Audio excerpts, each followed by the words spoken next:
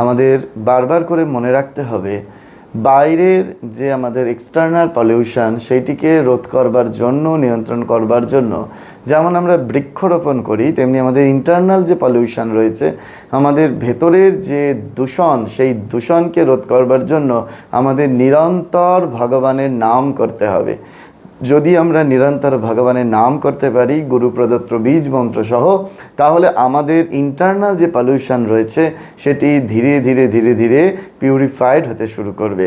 তখন আমরা নির্মল মুক্ত বাতাসে যেমন শ্বাস নিতে পারি, তেমনি আমাদের ভিতরের যে আনন্দের স্বাদ সেইটিকে আমরা অনুভবে আনতে পারবো। সেই জন্য বাইরে যেমন আমরা দূষণ মুক্ত করবার জন্য গাছ লাগাবো, ঠিক সেরকম ভিতরের দূষণমুক্ত করবার জন্য গুরু প্রদত্ত বীজ মন্ত্র নিরন্তর জপ করতে থাকব। তাহলেই আমরা সেই আনন্দের অংশীদার হতে পারব।